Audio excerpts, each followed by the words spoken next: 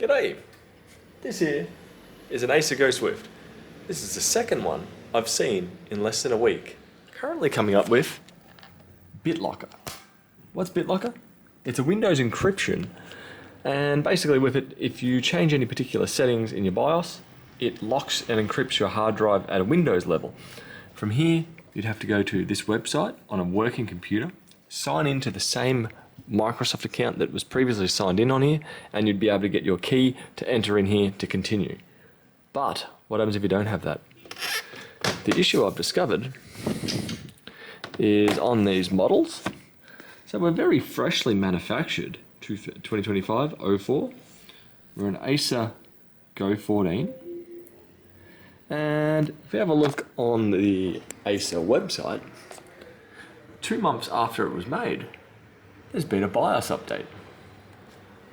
And looking at it, update secure boot database bin 4. So this update is getting rolled out for these machines, and I'm not sure if it's getting rolled out via Windows or if whatever. But for example, this computer, this customer here, or this computer, they turned their computer on, they set it up, they updated it. Well, they set it up, they installed Microsoft Office, and from there, they used it for a couple of weeks. I'd say it's done that BIOS update, and now it's cracked it. You need to enter your recovery key because your security boot policy has unexpectedly changed, which is what will happen if your machine does a BIOS update and it updates secure boot, or make any alterations to it like that BIOS has done. So I fear I may be seeing a few more of these. What can you do? What I'm going to do here is just do a reinstall, being there's really not much information on here to lose.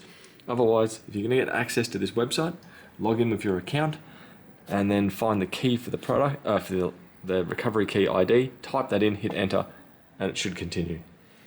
But that is a major balls up by Acer. Day.